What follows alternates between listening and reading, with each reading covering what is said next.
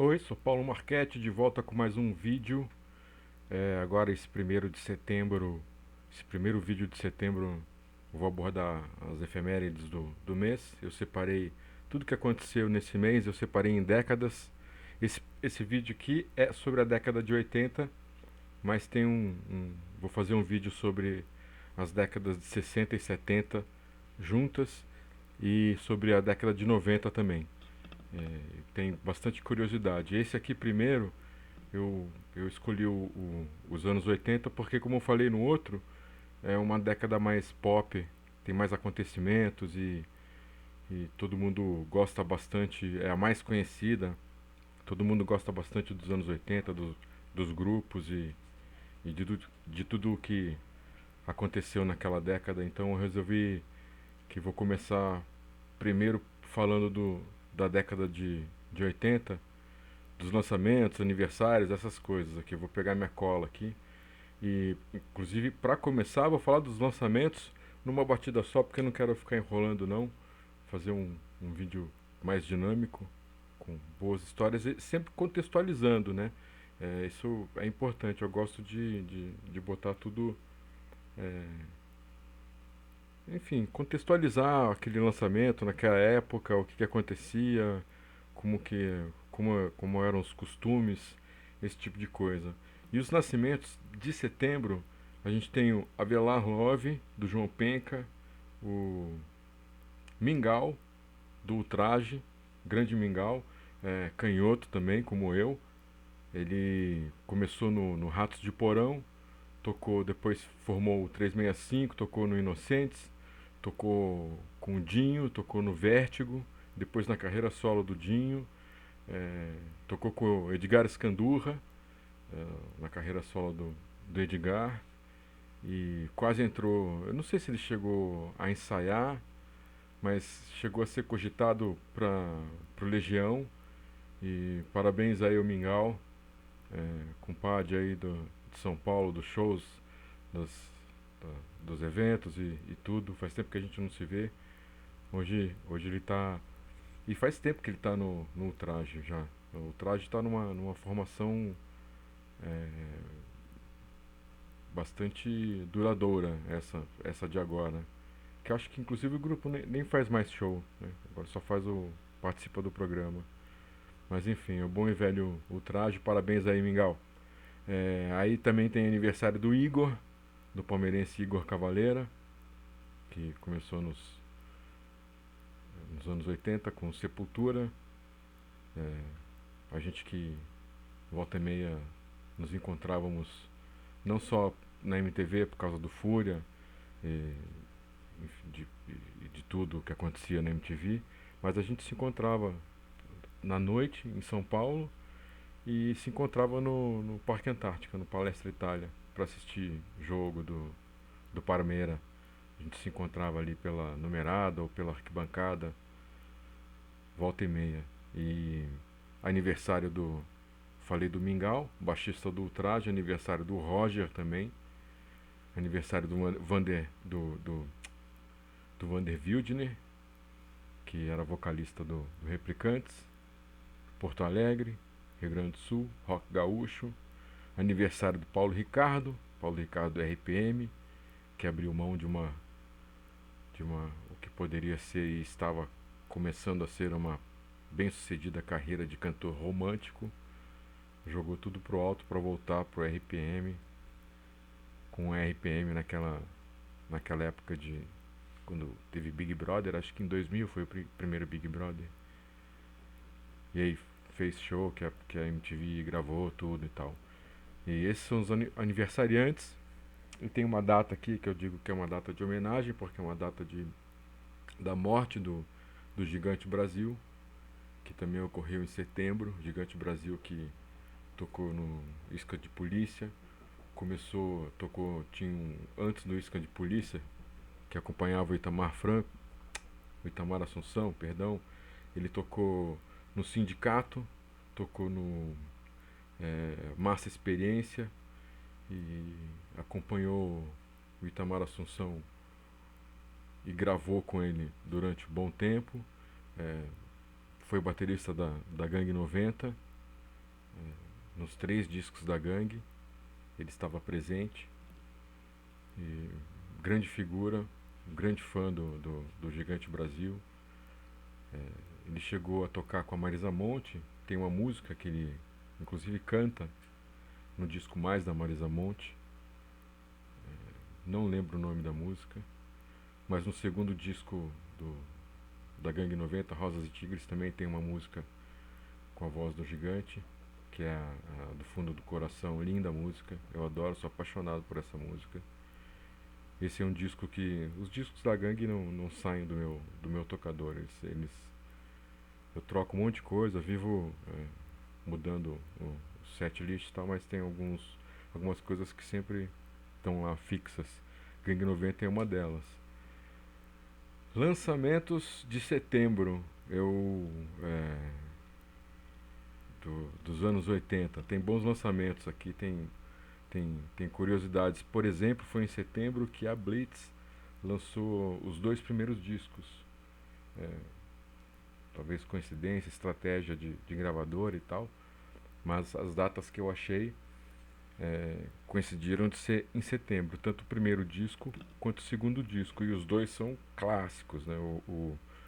O primeiro disco da Gangue tem Você Não Soube Me Amar, o Romance da Universitária Otária, Vai Vai Love, e tocou inteiro na rádio, todo mundo conhecia, virou febre, programa de TV e tudo que podia, álbum de figurinha, Blitz virou realmente uma Blitz mania, esse período de 82 a 84. A Blitz tinha uma parada que era legal, que era essa coisa teatral, o teatro misturado com quadrinhos, as roupas, o figurino colorido, também ajudava bastante, que não era comum no período.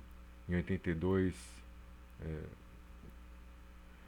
foi o início, para mim, o ponto inicial da é o ponto de virada, como que eu posso, é o nascimento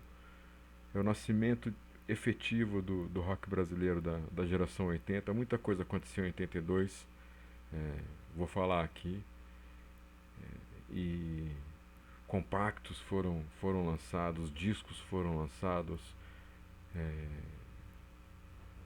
grupos que já vinham com outra ideia, já assimilando o punk, o pós-punk, numa época que não era normal. 82, 83, 84, 84 não, mas 82, 83 não era normal você ver uma pessoa com uma calça vermelha, uma pessoa de cabelo espetado, simplesmente espetado, não digo colorido nem nada, uma pessoa de cabelo espetado, com calça vermelha, sei lá, um casaco amarelo ou mesmo uma calça amarela. Essas coisas eram bastante diferentes. Meninas, por exemplo, de cabelo curto ainda não era uma coisa comum. Era mais comum, claro, do que nas décadas de 70 e 60, mas também não era muito comum, até porque em 82 ainda tinha um rabicho do movimento hippie, tinha muita gente que usava bata, tinha muita gente que usava aquelas saias, e tinha essa coisa do hippie ainda, então tinha muita gente cabeluda ainda. Em 82 tinha essa transformação. Mas 82 e 83 foram anos de transformação, inclusive para essas pessoas. Tem muita gente que cortou o cabelo, jogou fora a bata e o alpargatas e botou um all-star, uma calça jeans e espetou o cabelo e foi dançar New Wave pós-punk B52, The Cure e Bauhaus no Madame Satã, sabe? Então foi 82, 83, foi um biênio, assim, vamos dizer que muito, mudou muito. Em setembro de 81, por exemplo, teve o segundo festival de Águas Claras. Nesse festival não tinha rock, tinha muito mais artistas da MPB tinha o Raul Seixas, tinha 14 bis e a Cor do Som, como eu disse em outro vídeo, que era o rock da época, dessa virada entre 79 e 81, era esse o rock, eram fora as pessoas que saíram em carreira solo, como já citei, a gente tinha Rita Lee, o Moraes Moreira, Pepeu Gomes, tinha gente que estava começando uma carreira solo e também era novidade e tal, mas não tinha rock em 81. Por isso que 82 é muito preciso. Em 81, por exemplo, a Gangue lançou o primeiro compacto pelo selo Hot do Nelson Motta, com a primeira versão de é, Perdidos na Selva, e Lili Kamei, que é uma versão de Christine do Silks and the Benches. Isso foi em 81. Algumas coisas já estavam acontecendo desse novo rock que estourou nos anos 80 em 81, mas não estava na mídia ainda, não tinha gravado, não tinha muito registro nem nada.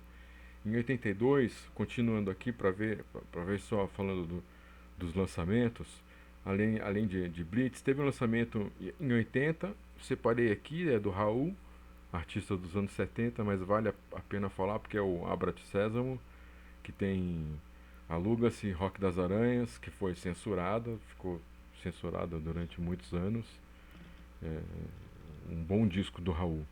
Ele entrou com o pé direito nos anos 80. Aí tiveram esses dois lançamentos da Blitz em setembro, o primeiro disco e o segundo, 82, 83.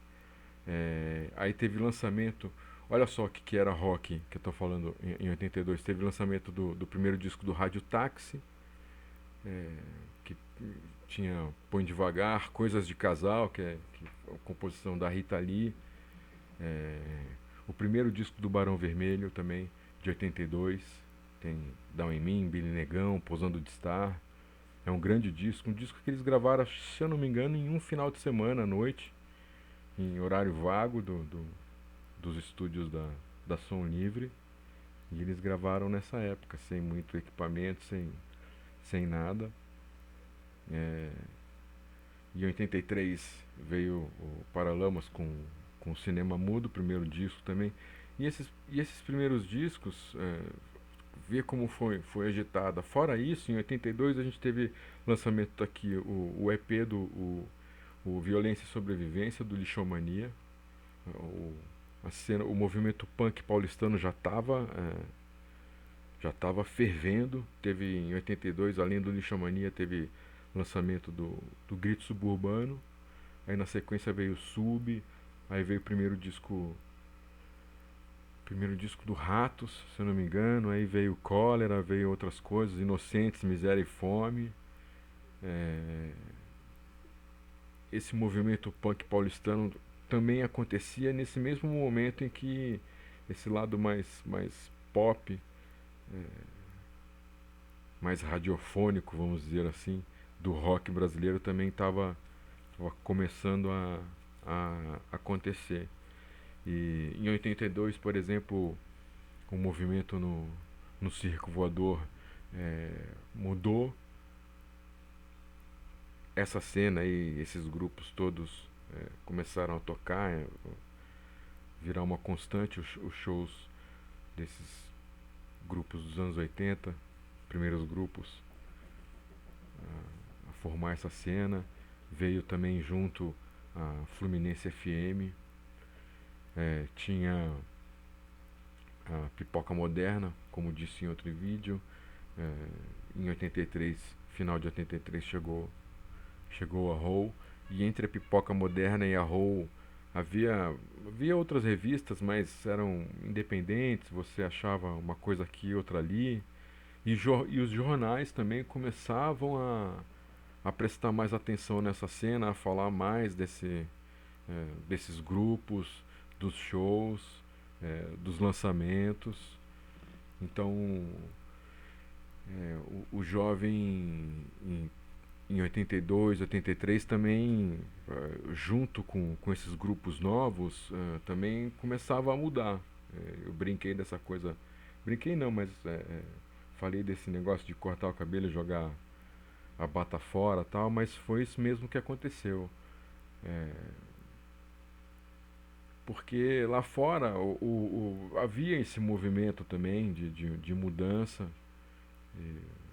Tinha o Police, tinha os primeiros lançamentos é, do Devil, do B-52, o Talking Heads estava bem também, apesar de ter começado em 77, 82 já eram 5 anos de carreira, já tinha alguns discos, mas continuava bem, tinha Madness, é, pô, Elvis Costello, a gente tinha uma cena muito boa lá fora, rock, todo mundo também, U2, todo mundo começando, lançando os primeiros discos, os primeiros trabalhos, começando a fazer shows fora de seus países. É, a cena punk mudou também, veio Dead Kennedys. Foi o ano também que veio Metallica, Slayer, o metal começou a mudar, porque também tem esse lance. Até 82, 83, essa época aí, 80, o que a gente conhecia como heavy metal, como um lance pesado mesmo, era Van Halen, a CDC, o que é hoje pra gente hard rock. É claro, tinha Iron Maiden, tinha Judas Priest, mas era tudo, ficava tudo junto, na mesma prateleira, sabe? O Van Halen com a CDC, com Iron Maiden. É, o Van Halen nessa época estava voando baixo, veio pro Brasil, lançou o Diver Down, que é um descasso. É, o AC/DC também, como as coisas eram lentas ainda, um disco, um disco inédito de estúdio durava mais de um ano. Então as coisas, em 82 o AC/DC ainda colhia louros e frutos do Back in Black, por exemplo, lançado em 80. O Queen estava bem nessa época. Então tinha. Também estava mudando, o Queen incorporou um pouco essa coisa pop da música dos 3 minutos que o punk trouxe. Teve toda uma mudança, e essa mudança no mundo, não só no Brasil, aconteceu a partir de 80, 81 e no Brasil veio forte, veio pesado em 82, 83. Em 84, continuando aqui os lançamentos, em 84 teve outro grande lançamento do Barão Vermelho, que foi o terceiro disco maior abandonado, o último com o Cazuza, que tinha Bete Balanço, Baby Suporte, Por que a gente é assim. O Barão já era um grupo estourado, já tinha muito hit. Foi o disco que eles lançaram, que o grupo lançou pouco antes do Rock in Rio. O disco que, entre aspas, era o disco trabalhado quando eles tocaram no Rock in Rio. Tava bom, Bete Balanço era um hit bombado. Por que a gente é assim também era bombado. O compacto com essas músicas foi lançado em dezembro de 84. E o Rock in Rio foi em janeiro de 85, um mês depois. Então, então o Barão chegou chegando no Rock in Rio, sabe? Fez um show só de música boa, todo mundo conhecia, todo mundo já tinha assimilado o Barão, e inclusive teve o show do Rock in Rio em janeiro, e no meio do ano, em julho, o Cazuza ainda ficou 6 meses no Barão e depois ele anunciou a saída do Barão, foi pra carreira solo, e teve toda aquela mudança de Barão. E aí em 84 também teve show de. Eu falei aqui do primeiro lançamento do Paralamas, o Cinema Mudo. Também em setembro foi lançado o segundo disco, o show de lançamento do segundo, do Passo do Lui, aconteceu no Radar Tantan em São Paulo. Que também é um disco que o Cinema Mudo já tinha estourado o Paralamas por causa de Vital e sua moto, principalmente por causa dela. Então quando eles lançaram o Passo do Lui, ainda tocava Paralamas ainda estava presente nas rádios. Existiam as músicas de trabalho, mas as rádios, independente dessas músicas de trabalho, ficavam tocando disco, entendeu? O público pedia, ligava na rádio e a rádio botava na programação as músicas. Então, o Paralamas ainda estava presente na rádio com músicas do primeiro disco quando o Passo do Lui foi lançado. Aí, pô, Óculos estourou, sei lá quantos clipes do Fantástico o grupo fez, pelo menos uns três, eu acho que fez. E, e também foi outro grupo, assim como o Barão Vermelho, chegou no Rock in Rio voando baixo. Tanto que, pra mim, e já ouvi outras pessoas falando, mas tô aqui falando de mim, pra mim, foi um dos melhores shows do Rock in Rio, foi do Paralamas, sem dúvida. É, não só o nacional, estou dizendo de todos os shows, incluindo os gringos. De nacional, sem dúvida nenhuma, foi o melhor show. E está entre os melhores do Rock in Rio. Então o Paralamas chegou no Rock in Rio voando baixo, com, com o Passo do Lui tocando, Óculos, todo mundo sabia a música de trás para frente, tocava toda hora em qualquer rádio, seja FM ou AM, enfim, era uma febre. Óculos virou febre, assim como Porque que a gente é assim, Bete Balanço também eram febre, hits que não paravam de tocar. Eu não lembro se estava em trilha sonora de novela tal, mas quando o hit estourava por si só, pela força mesmo, que tinha muito disso nessa época,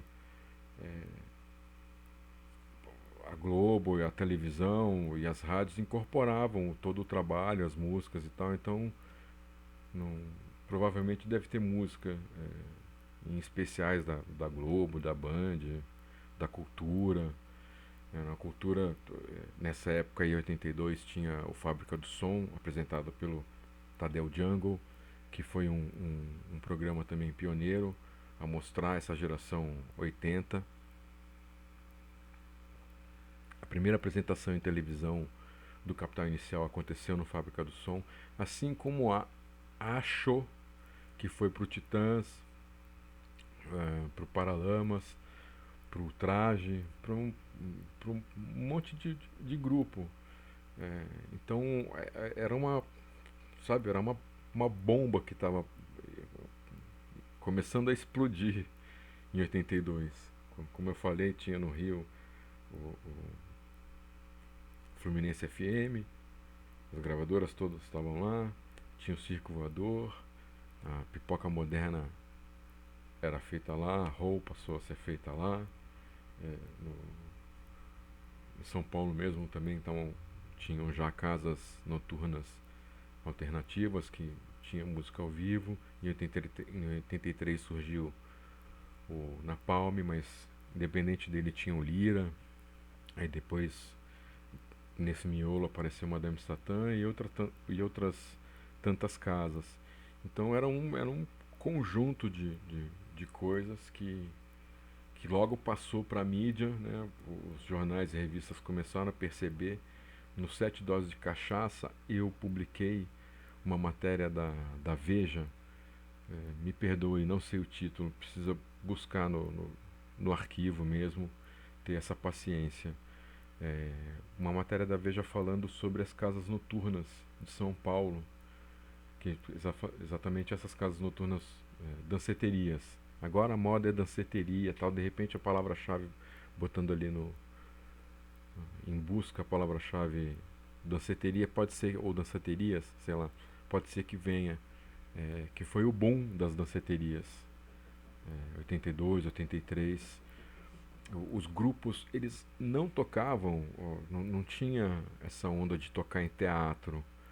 Os grupos nacionais, eles tocavam em danceterias, mesmo estourados, mesmo ainda nessa época pós-Rock in Rio, muito show acontecia dentro de danceteria, casa noturna pequena, que recebia no máximo, sei lá, 500 pessoas. Entendeu? Então assim, o Paralamas estourado, com Rock in Rio, com Passo do Lui, não sei o que, tocava em danceteria, fazia ali duas datas, 3 datas. Tinha alguns lugares que eram maiores, em cidades e tal, mas era basicamente danceteria. Acontecia shows em ginásios, Mas aí eram festivais, festival de rádio, festival de algum patrocinador grande, com, com, com os nomes que estavam na programação da rádio, aí era outra coisa. Opa, perdão. É, mas então o ao vivo era tosco, inclusive. Era difícil para os grupos conseguir uma qualidade nos shows ao vivo. Existiam shows, por exemplo, em clubes pelo interior. Em outras cidades, uma das alternativas para as danceterias eram os clubes, tocar em ginásio de clube. Só que também o som era sofrível. O público não estava nem aí, na verdade. Assim. Claro que tinha show, o som era ruim e tal, mas estava todo mundo lá se divertindo, era novidade. E tudo era novidade, cara. Tudo, tudo, tudo. Você ir num show é, que tinha, sei lá, rádio táxi, a cor do som e erva doce. Era diferente, cara. Era outra coisa, era outra história, era um momento novo.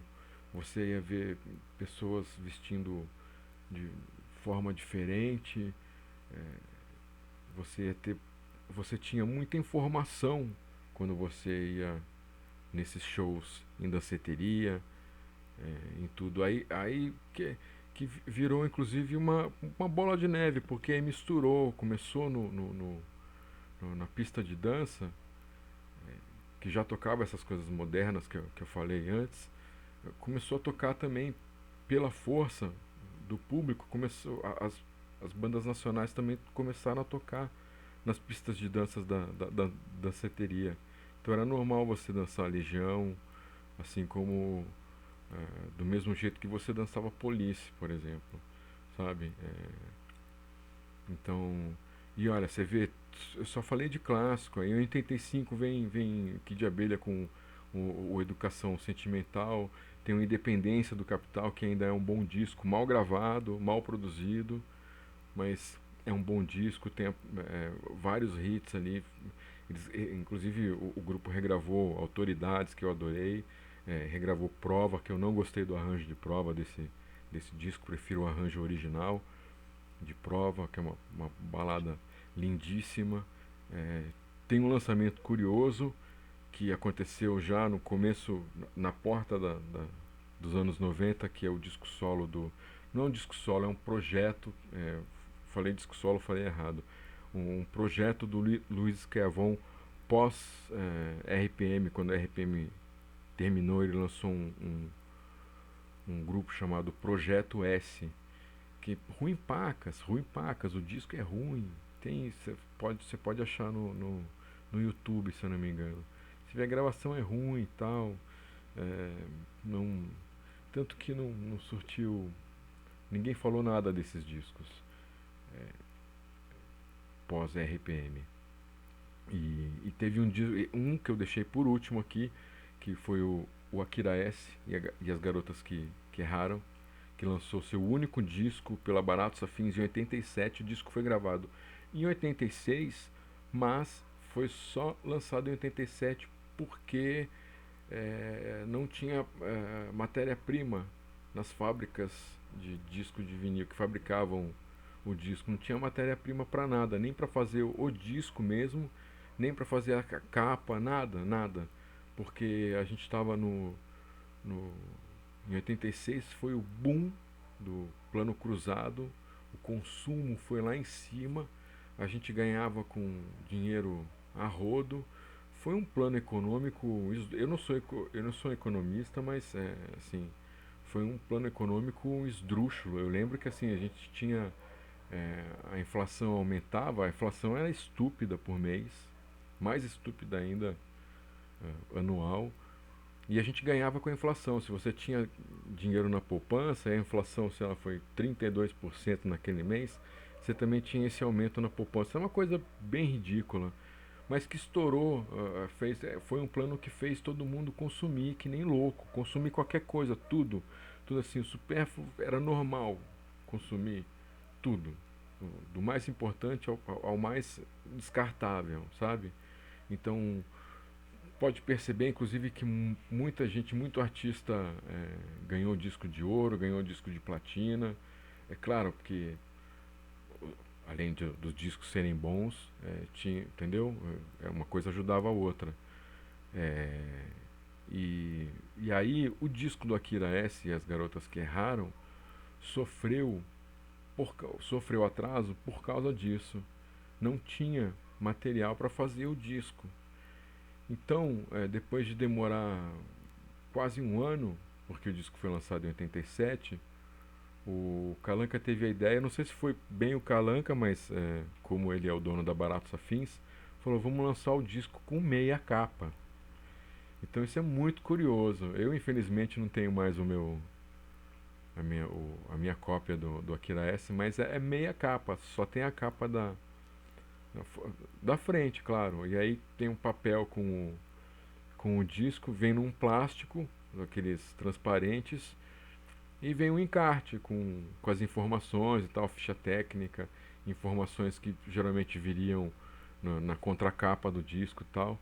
E o disco então foi lançado com meia capa, e é bastante curioso. Tem um hit que é Atropelamento e Fuga, que depois foi gravado pelo Escova e a Máfia, não lembro quando, se foi acho que 88 ou 89, no primeiro disco do Escova e a Máfia. Então tem essa curiosidade de lançamento aí, que foi o Akira S com a meia capa. Esse disco, não sei se tem edição em CD, mas acredito que você ainda encontra na Baratos Afins. Entra no site da Baratos e vê lá se ainda tem para vender. Tem algumas outras curiosidades. Foi a primeira, em setembro, foi a primeira vez que o Barone tocou com o Paralamas numa festa na Federal Rural do Rio de Janeiro. E aí o Vital, vendo que ele tocava bem e tal, todo mundo conhece essa história, né?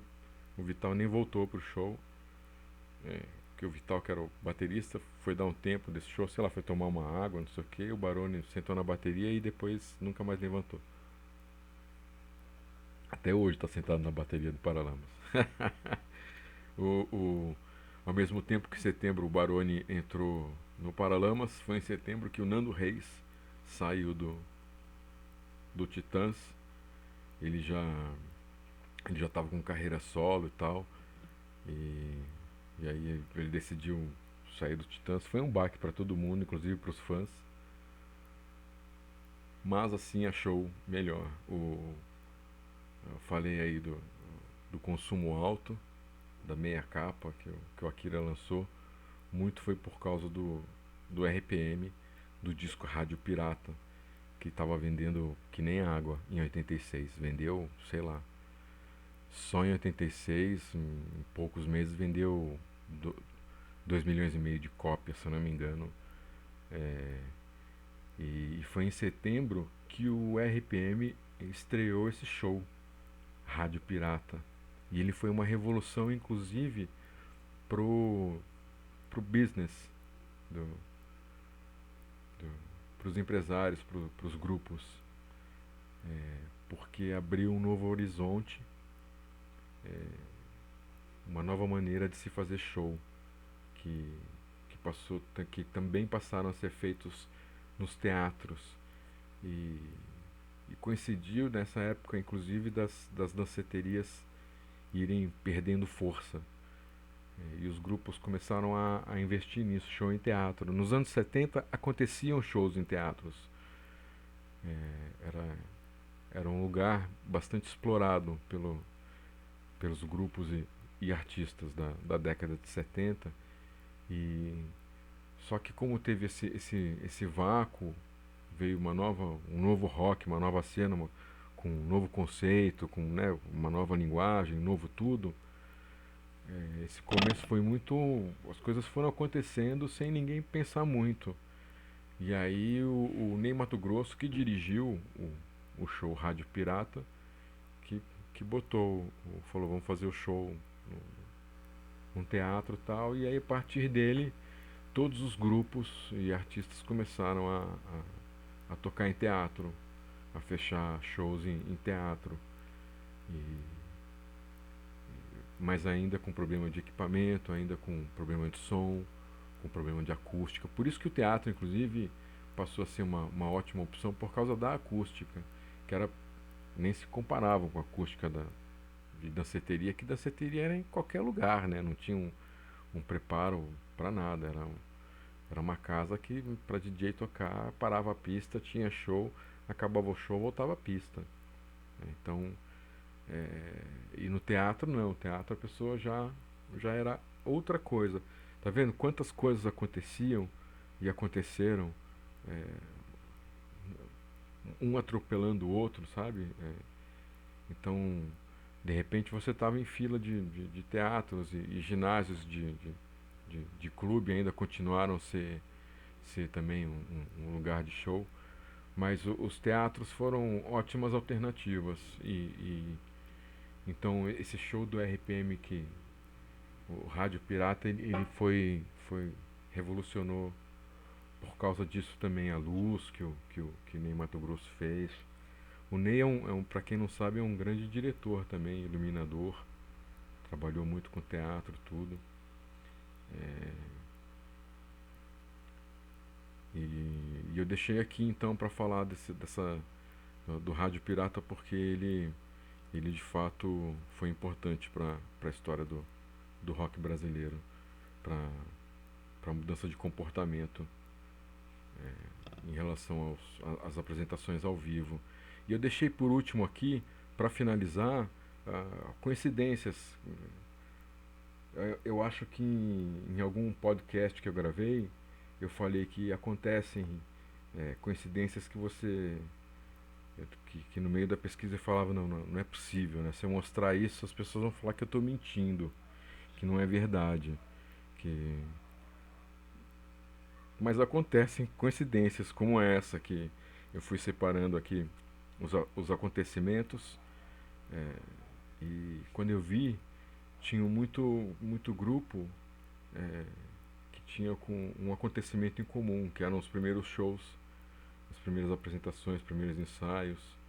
E eu separei alguns aqui, olha só.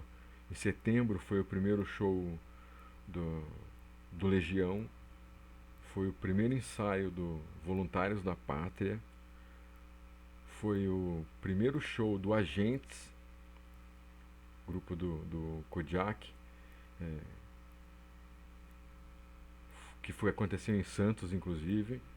Foi o primeiro show da turnê Barrados no Baile, com o Eduardo Duzec e João Penca juntos.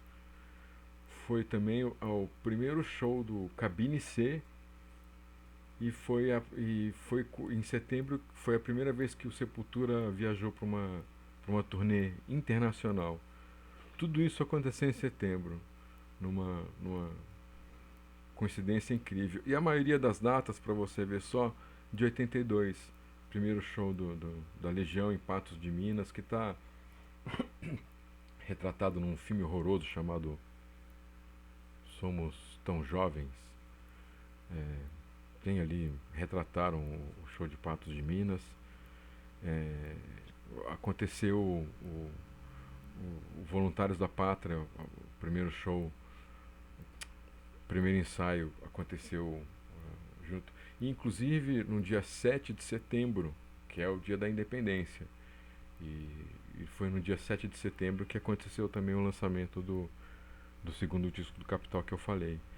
Então essas foram as datas, as curiosidades dos anos 80 em setembro. E você vê como é engraçado. Muita data com o ano de 82 e acontecimentos parecidos acontecendo no mesmo mês. Foi um mês bastante rico para pro rock brasileiro e bastante rico para mostrar o quanto 82 pode ser considerado um ponto inicial para a história da geração 80 do rock, que já vinha trabalhando, óbvio, tudo, E, mas 82 foi, foi a hora que as gravadoras olharam para o que estava acontecendo, uh, e, e, e todo mundo começou a incorporar esse novo comportamento jovem que prevaleceu principalmente na primeira metade dos anos 80. Mas depois vou falar um pouco mais dos anos 80. E no próximo vídeo aí eu trago então os acontecimentos de setembro nas décadas de 60 e 70. Então eu agradeço a paciência, agradeço a companhia. Até o próximo vídeo. Um beijo e um abraço.